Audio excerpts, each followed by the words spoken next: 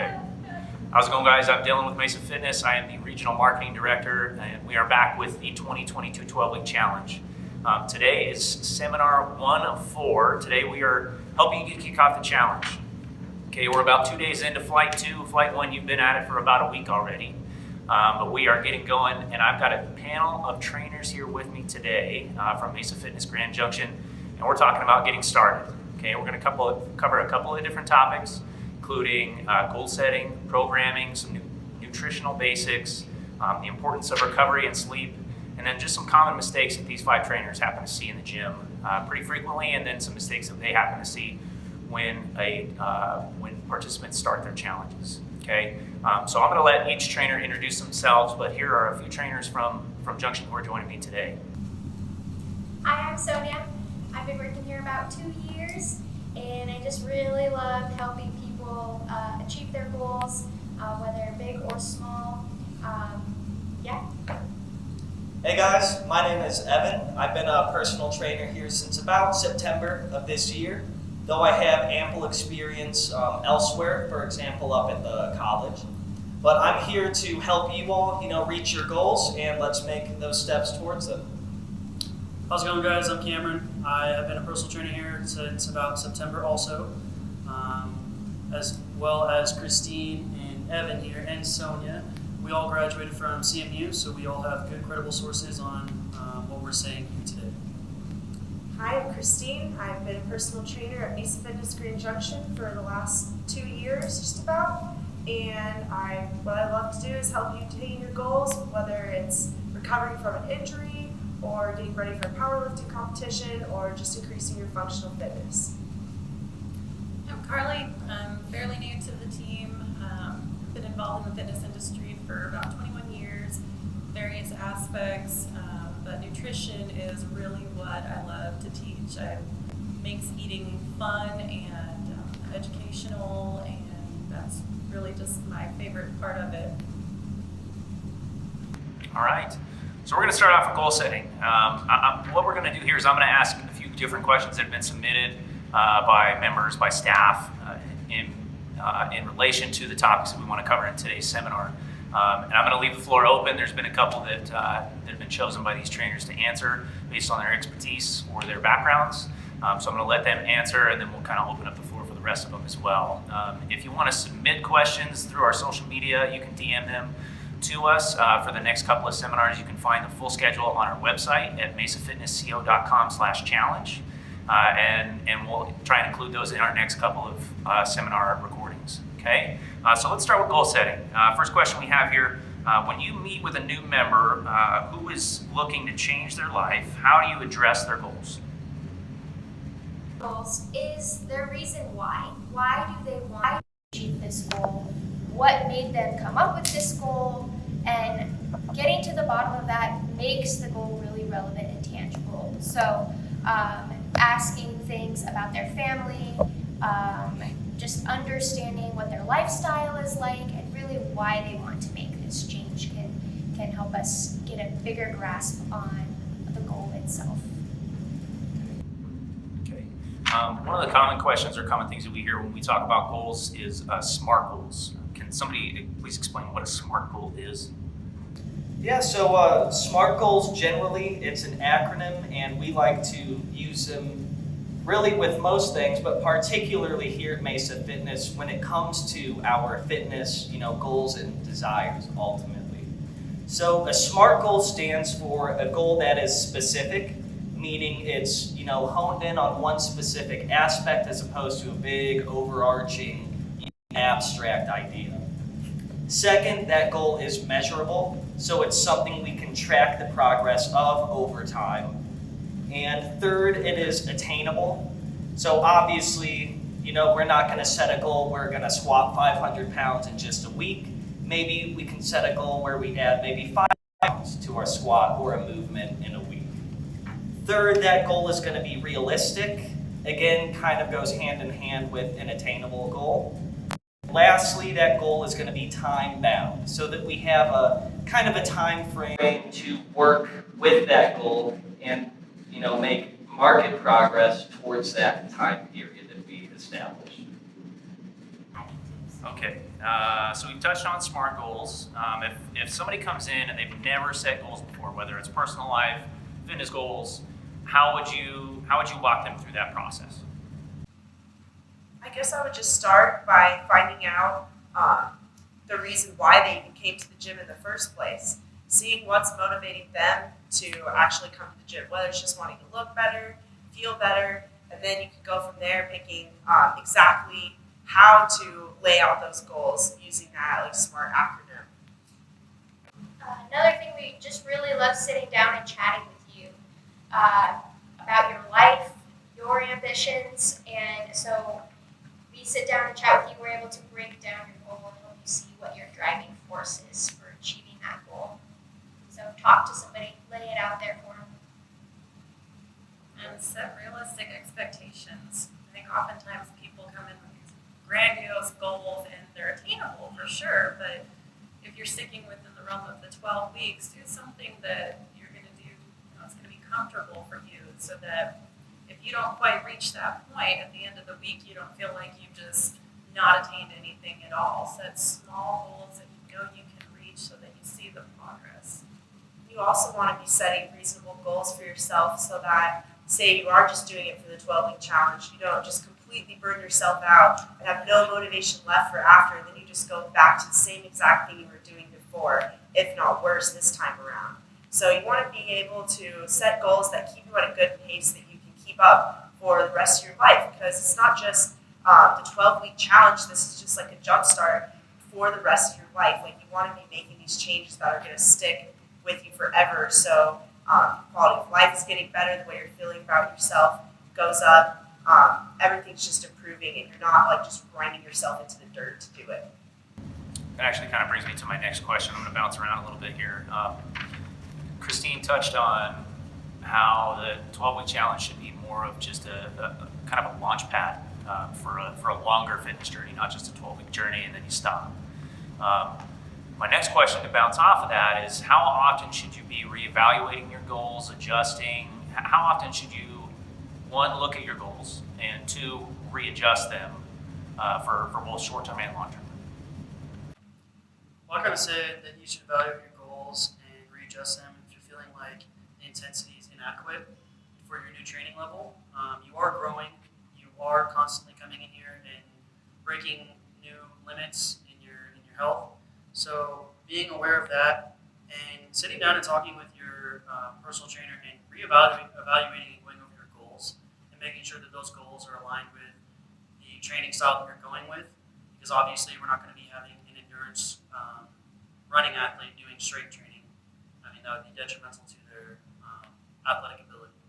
So Another side of that, on the motivational side, is a goal is a living, breathing part of your life. So look at it often. What motivated you to start and put this goal on paper?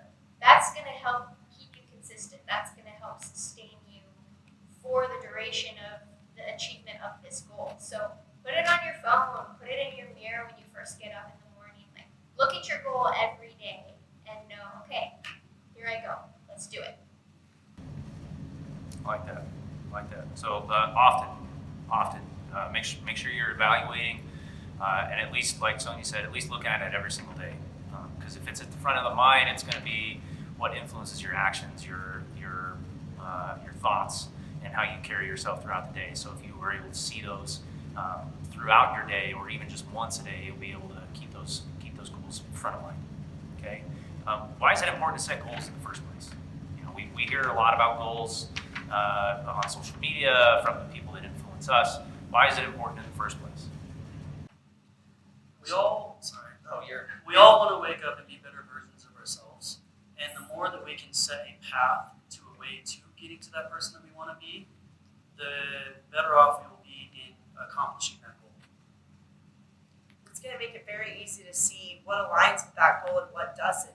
Like, if you're not exactly sure where you're trying to go, how do you know what path to pick that leads there? So if you know exactly what you want, and if you're thinking about that every single day, only the choices that match up with that goal are going to align with that. So it's going to make it a lot easier to make the right choices. And it'll also address the what, when,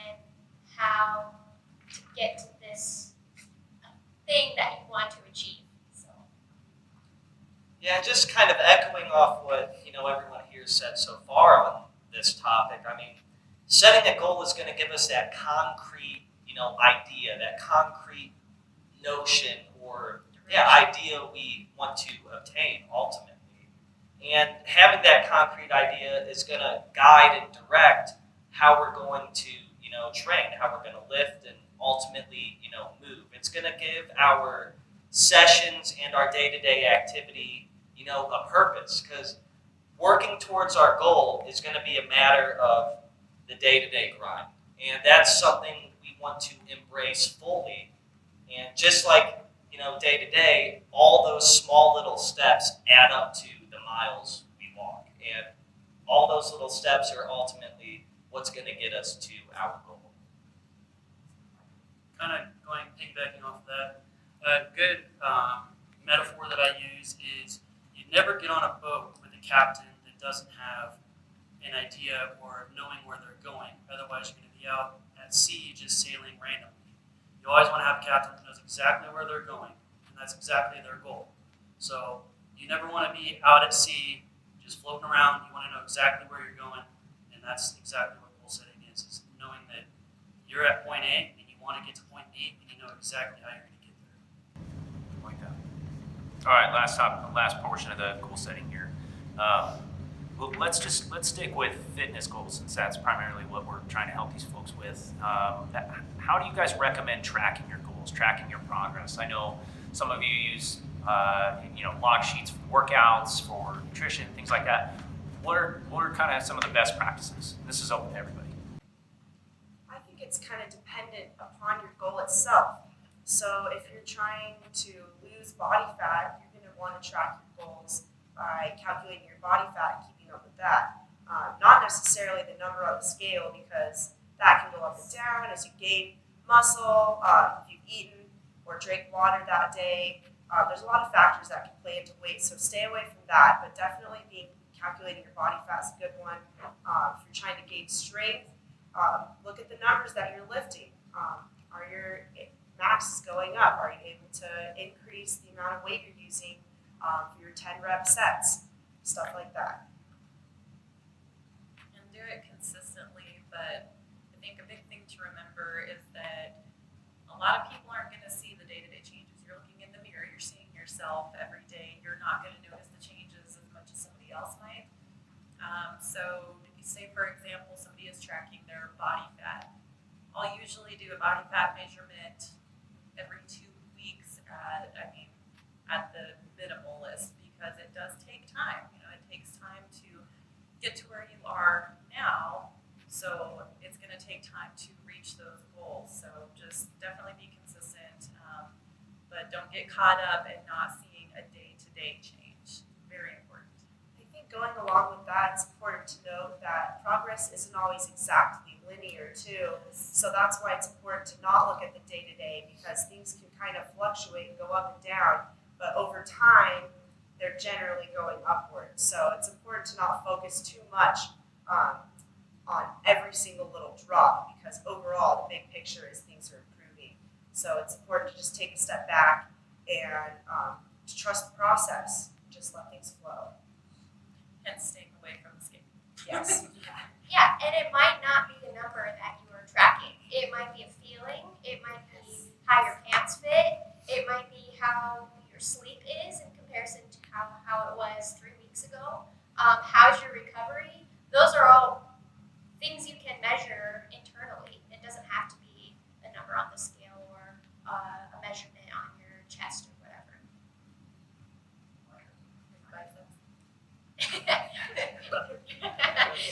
All right, let's move on to programming.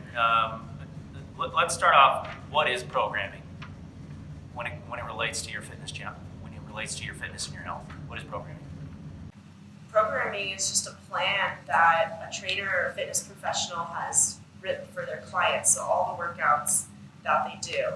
And going along with that, programming should have a couple things in mind. You want to have, first and foremost, the goal of the individual. And make sure that plan is going to achieve long-term and short-term goals. You're going to get rid of plateau. You're going to progressively overload the muscles. So we're constantly seeing improvement rather than getting stuck, and we're ensuring that everything's getting worked in proportion to itself. So we're having different days for different muscle groups rather than every day being bench and bicep curl. Going on top of that, we're also doing a program that you can adhere to. We're changing intensities, we're doing loading phases, we're doing deloading phases, we're aligning your fitness goals with also, we go over your seven primal movements, which is, push, pull, gait, squat, rotational, all those good things. We check all these in our first starting point, and then we align your goals with also those primal movements that we see you need to increase on or improve on, and we take those goals and what we see, and we make the best program fit for you, so that not only you're reaching those goals, but we're also working on those seven primal movements as well. That'll make you not only better as an individual, it'll make you better as an athlete, and it will prevent you from getting injured in the future. So all those reasons, all that work that you just mentioned going into that, there's a reason for all of it. Being fit is not just magic, it's science, and there's a lot that goes into programming. Evan, I know we talked before this, you have a graphic that kind of explains a little bit more of what the importance of having a program is and kind of how it ebbs and flows during your journey. We'll blow that up on the screen, but Evan, if you want to just kind of elaborate on that. Yeah, absolutely. So on the screen, we have a graph put up of what's known in the sciencey community here. It's known as the general adaptation syndrome. So this goes kind of hand in hand with programming as a whole, and basically this is really what we want to kind of guide our programming with, the idea of it, that is. So initially, when we begin a new program, we're going to have, a reaction. So there's this whole idea within the realm of exercise physiology. It's this kind of principle known as the S.A.R.T principle. So this principle, again, goes hand in hand with how we want to program and, figure in general adaptation. But the S.A.R.T principle stands for specific adaptations from imposed demands. So that is a big factor when it comes to really training and fitness in general. We need to view everything we do as a form of training. If I'm sitting on a chair like I am now, I am literally training my skeleton, my body, my muscles to shorten and facilitate this position for, X amount of time. And as a result, we're going to see, positives and negative detriments to this action. So I'm going to shorten my hip flexors by sitting. Obviously, that's not a healthy training stimulus. Whereas, resistance training, weightlifting, all that kind of getting in the gym is a positive stimulus on our body. So with that in mind, if we want to take a look at this graph here, and this goes along with what Christine was saying earlier, like we're going to have these day-to-day small little, incidences, happenings, little training sessions where we might not consistently make that linear progress. As we can see on this graph, it's going to have, little peaks and troughs as we ultimately progress towards our goal. So just real quick here, I want us to take a peek at this graph. We can see number one is what's known as the alarm phase of this kind of general adaptation syndrome. So this is that initial kind of shock, if you will, to our central nervous system. Here's where we're going to get that big initial adaptation, that big initial kind of training. So specific adaptations. So we can see number one, we're going to adapt to that new stimulus almost negatively as we're trying to, learn how to perform these movements and exercises. But as we stick with it, like everyone here has said and will support, if we stick with it, we're going to see our baseline strength, endurance, whatever it is you're trying to measure, go up generally. And a big thing I want to point out along with this graph is kind of on that upper right, we see that kind of crimping, a little squiggly of that line. That's going to be our day-to-day effort, ultimately. like Christine said, it's not linear. It's going to ebb and flow as we perform and ultimately move through our program. But again, the beauty of it all is we come out stronger for the better. So ultimately, this graph is just a good visualization for how it's not a linear process. We're going to have these ebbs and flows, but ultimately, that's going to get us where we want to go. That's going to get us towards our goal. Let's talk a little bit more about the program itself. How long, you guys obviously program for your clients probably on a daily basis. How often are you programming? How long do your programs usually last? Is it a week? Are you planning a month at a time, 3 months at a time, a year? What do you typically work with when building a program for a client? As far as programming goes, and I feel like I speak for everybody here, we program every day. We program for hours, and as far as programming for certain clients, it is very different. Very different as far as intensities, as far as exercises, and as we kind of spoke about earlier, based on what we saw and where you're, lack of a better word, lacking at for your primal movements, we're going to try and find exercises that we can implement to increase that, as well as follow those fitness goals that you have as well. So yeah, so the timeline between different clients might be different too. Probably no shorter than like a month, honestly, for any sort of program. But if it's like a least experienced person, they might need more time to like adapt to certain movement patterns, build a good baseline of endurance before you can put strength on top of that. And all of that takes the body a long time to adapt and make those real long-lasting changes. So it's completely dependent upon the client as well. But it does take a good deal amount of time, at least like a month, I would say, for like a program. At the very least. Okay. Any finishing thoughts on the program itself? Maybe if somebody's trying to put something together on their own, or maybe if they have questions, is there any last minute thoughts on programming before we move on to the next one?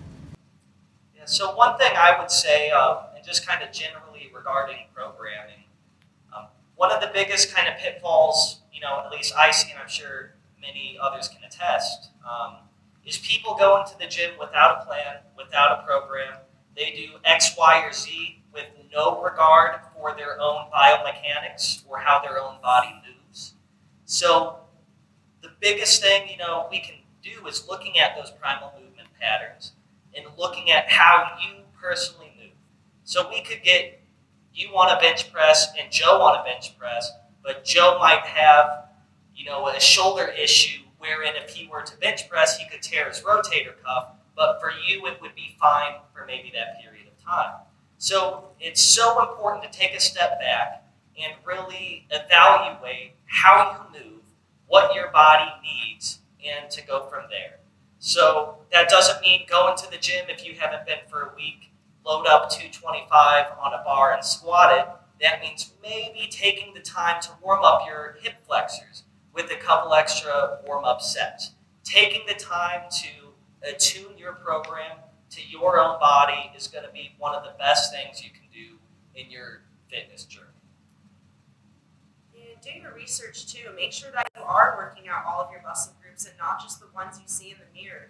Because a lot of injuries occur because people are only working out one side of their joint in relation to the other. And imbalances occur, the joint doesn't function how it's supposed to, and that's how you get knee pain, back pain, shoulder pain, elbow pain, ankle pain, all of the pains. And all that can be prevented by mostly just lifting correctly, with good form, being able to control weight, and most importantly, working out all of your muscle groups in proportion to each other.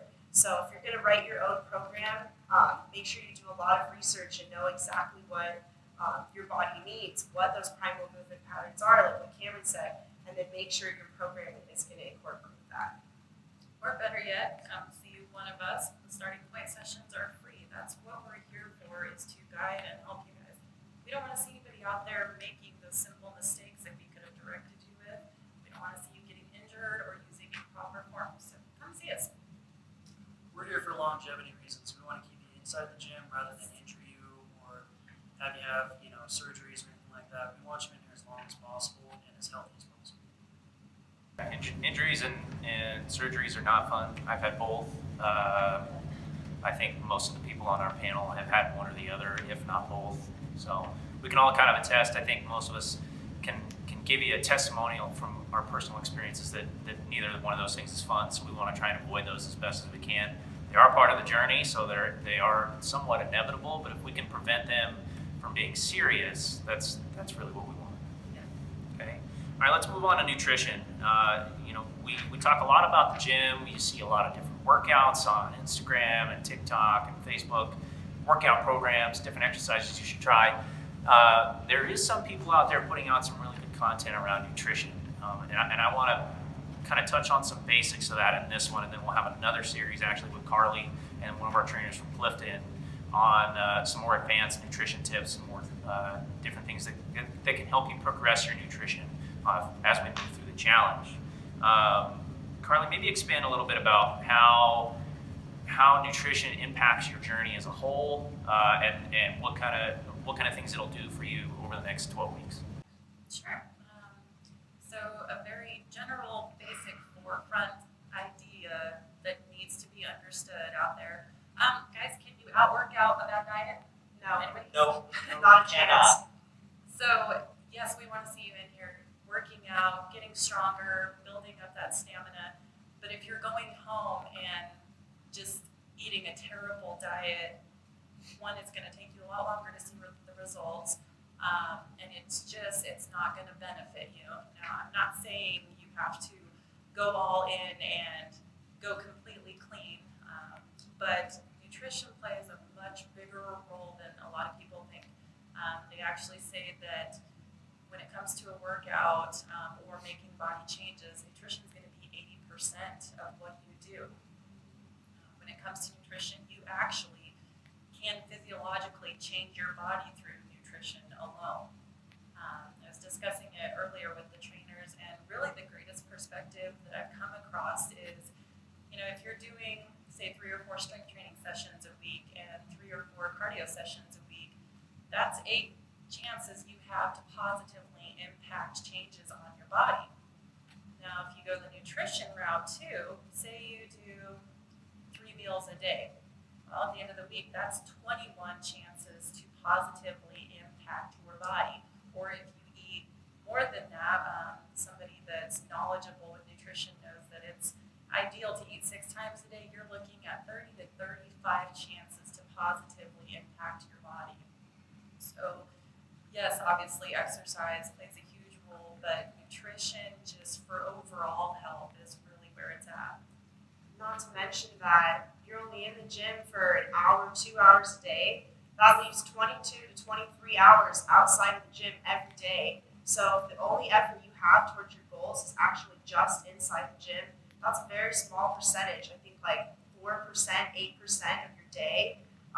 Whether you could be making 100% of the day work towards your goals if you're focusing on the little things like diet and sleep and those other things, hydration. Nutrition is a really big one. We're going to touch on that in the nutrition series as well. But what are some of the most common mistakes? This one's open to the floor. What are some of the most common mistakes nutritionally that you guys see with new clients, with people who maybe haven't been in the gym in a while, and you guys are chatting with them in your starting point sessions? What are some of the most common things that you see that you like to address first? Nutrition. Probably the biggest one I see and seems to surprise people a lot is people are not eating enough.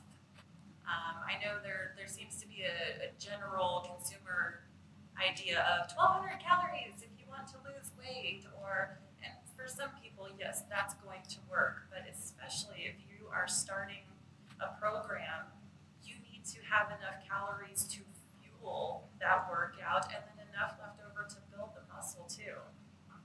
So using that general 1,200 calories, probably not a good idea. And it is. A lot of people are surprised, when we sit down and we do their basal metabolic rate and we take it in. A lot of people are closer to the starting 2,000 calorie range.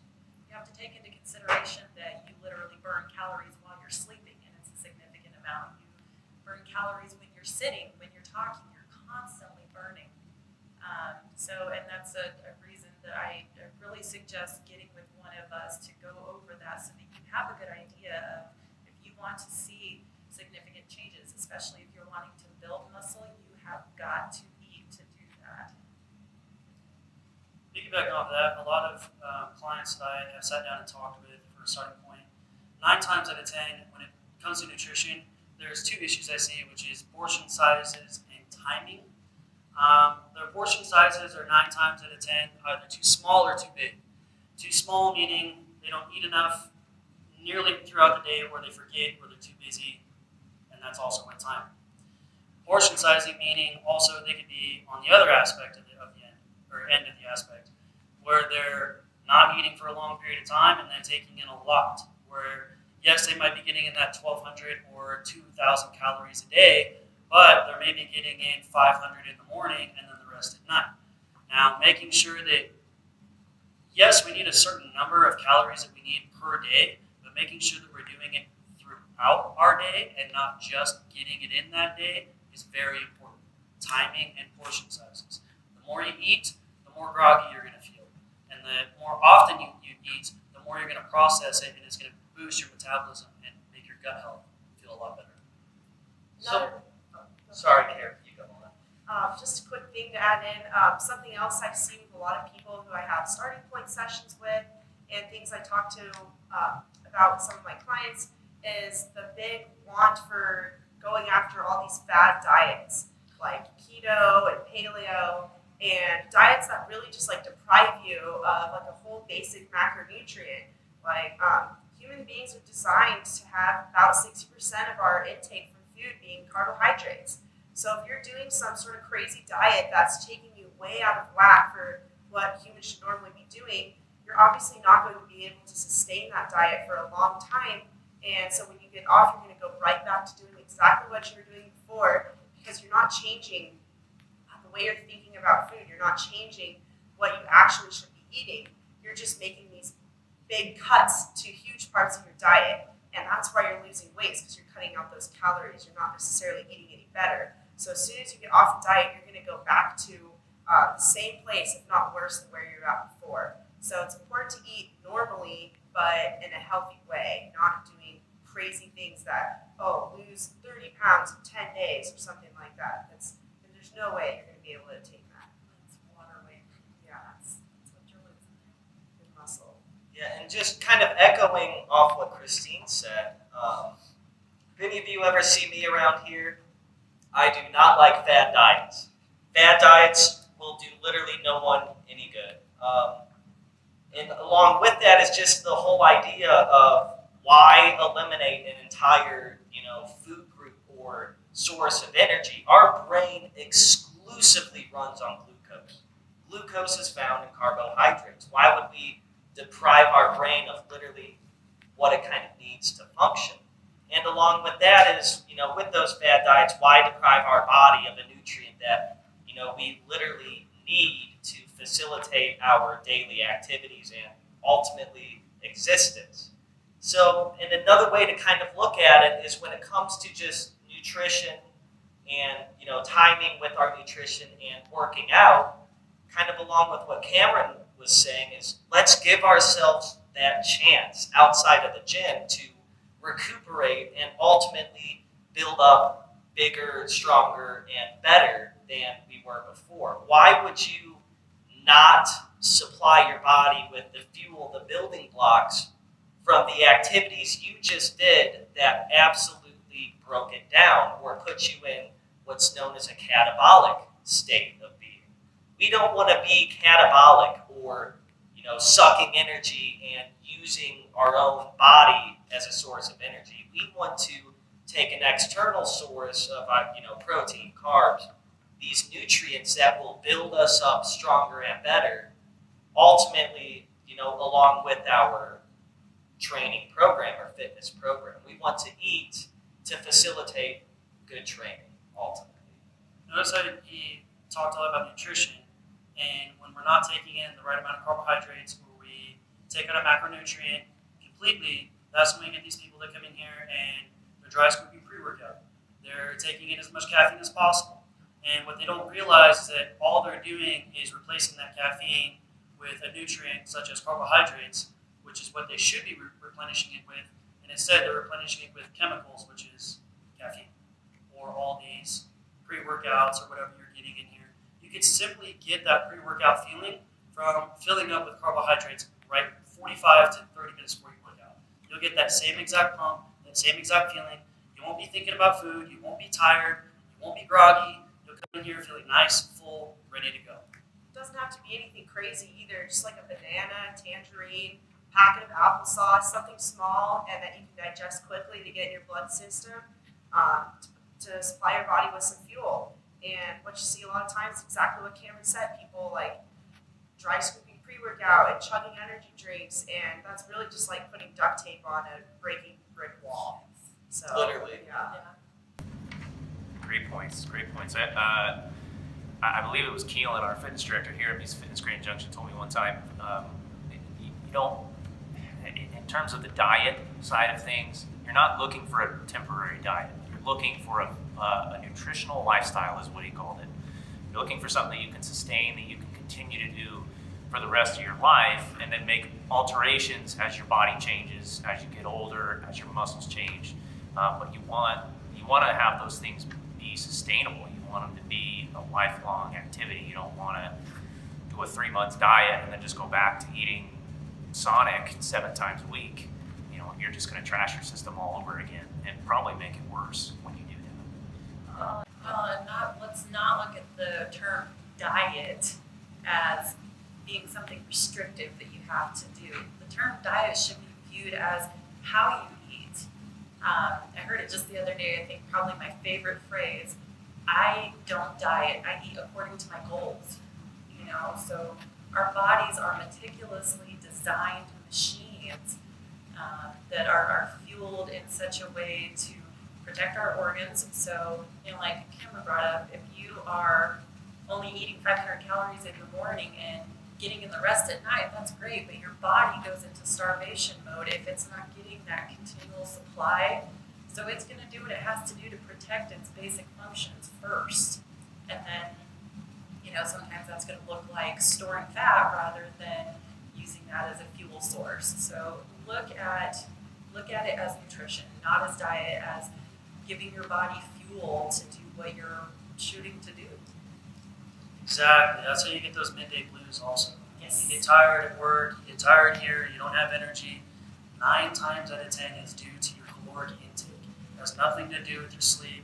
It has nothing to do with that. 9 times out of 10, you're not taking in enough calories, or if you are taking enough calories and you're still feeling groggy, it's not the right amount. It's not the right nutritionally dense foods that you should be taking in. I think with going along with that, it's also important to note that there are different qualities of calories too. So if you're eating like an 1,800, 2,000 calorie a day diet, are you going to want all of that to consist of Mountain Dew and Cheetos, or are you going to be wanting eating chicken, rice, broccoli, tuna, bread, stuff like that that's going to actually be used as fuel for your body rather than just a bunch of crazy chemicals that now your body's just having to process and deal with and ultimately pack away because there's no value to it.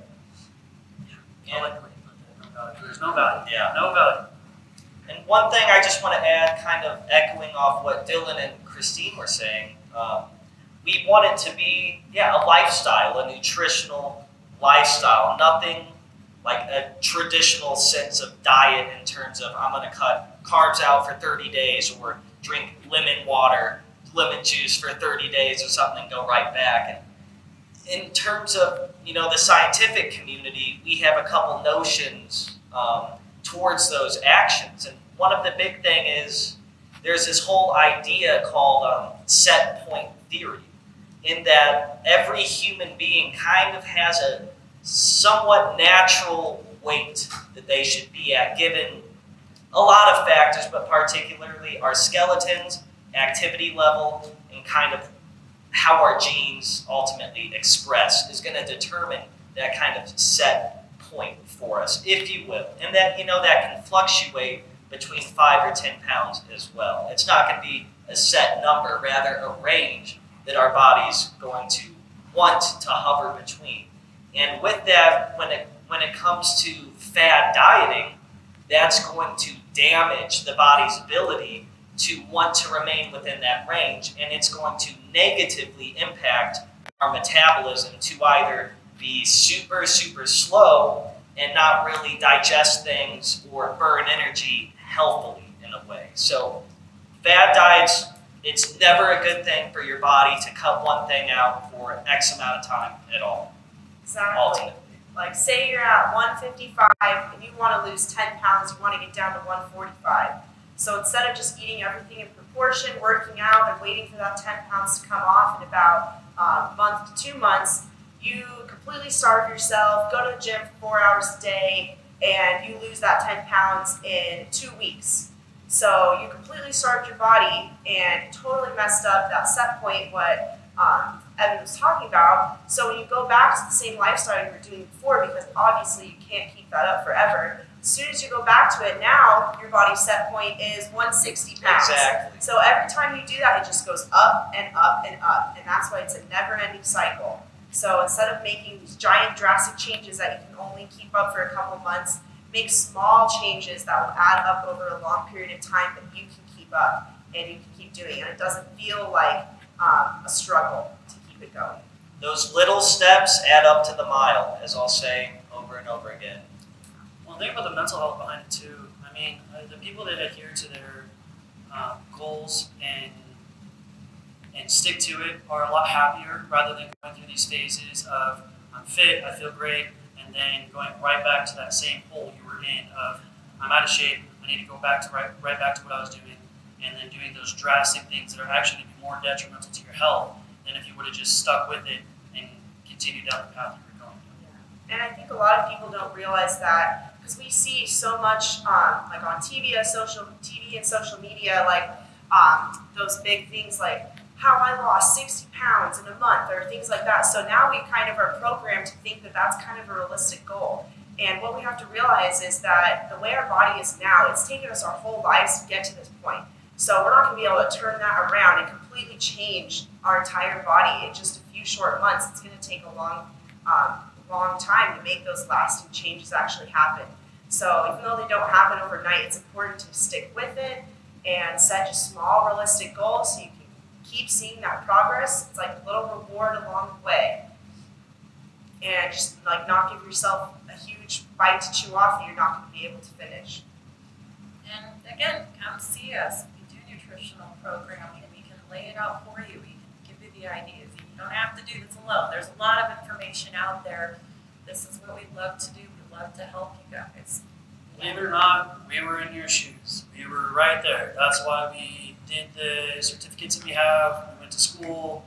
I mean, we've been in your shoes. So, like she said, come and see us.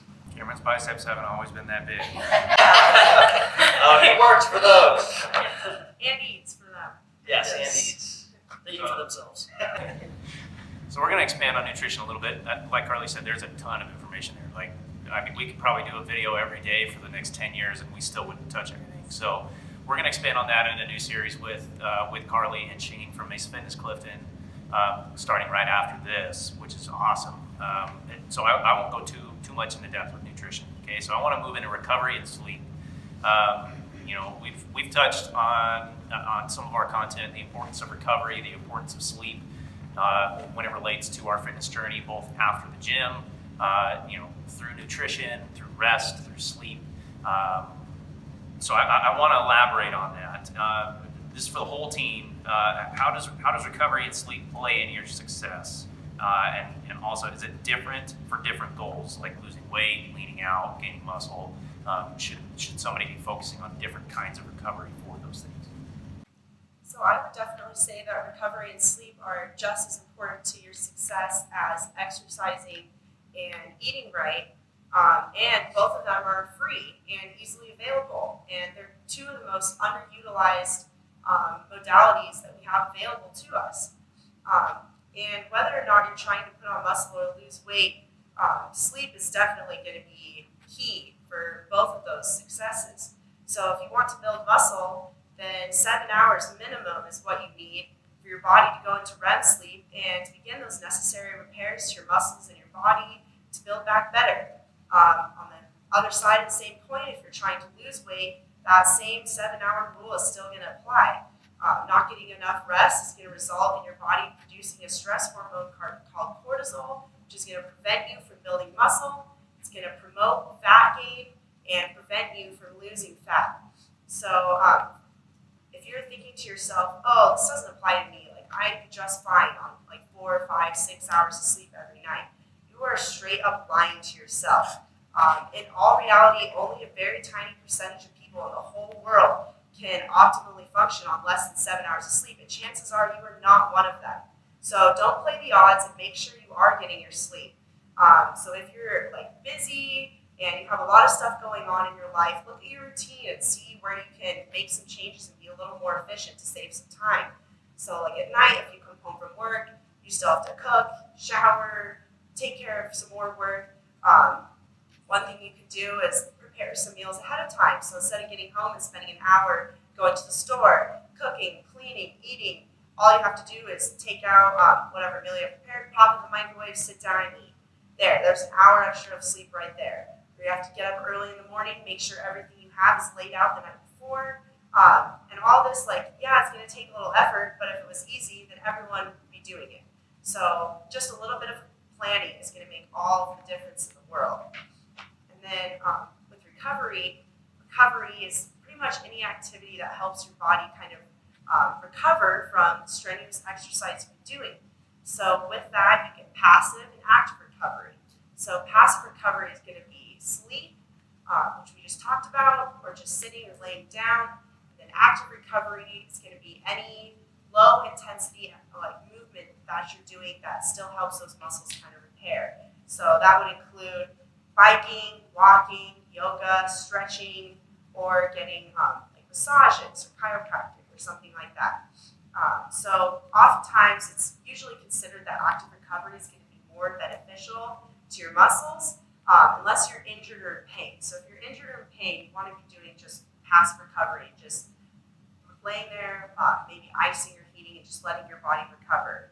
But active recovery, you're either going to be doing after your workout, or there's just a slow walk on the treadmill or stretching, or in between intervals. So like on this treadmill, if you're sprinting, walking in between your sprints rather than just standing on the side of the treadmill, or rest day recovery, so the day after. So if you're not doing anything that day, no lifting, maybe you're still doing some yoga, some stretching, going on a walk, something like that. And how it's helpful for your body is it's reducing your lactic acid buildup, so it's helping with soreness.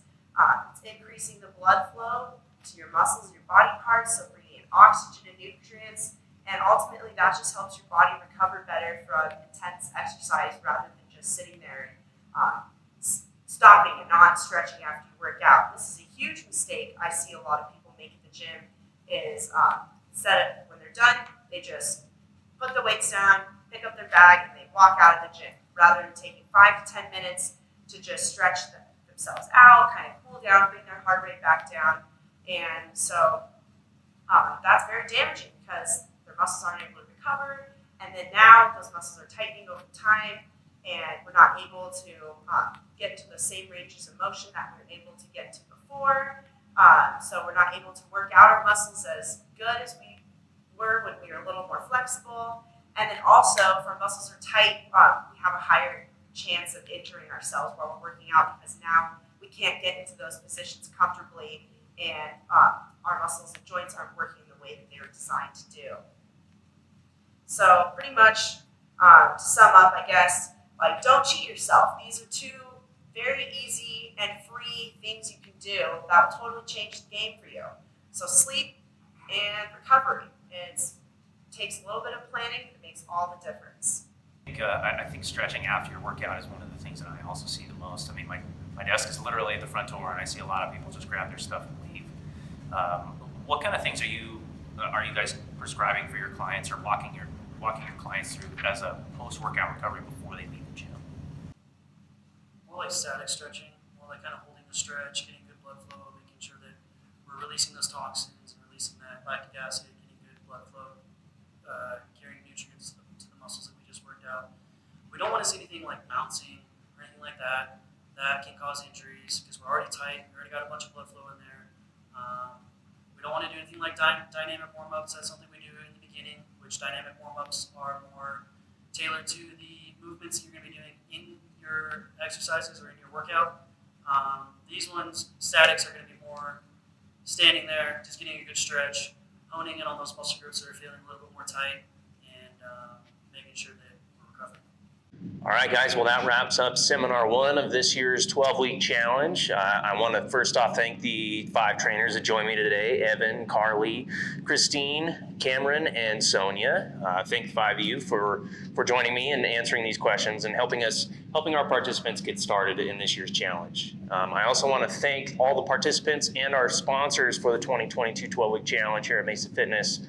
Sponsors are really the people who help us put on this challenge and help us give back to the community through the world of health and fitness. So thank you guys again. If you guys didn't participate in this year's challenge, you can still join our 12-week challenge Facebook group. It's not an exclusive group to our participants. There's a lot of great information in there. If you are part of the challenge and you're not already part of that challenge Facebook group, just go to Facebook and type in Mesa Fitness 12-week challenge, and it'll pop up with our challenge logo. You can also find a link on our website at mesafitnessco.com/challenge.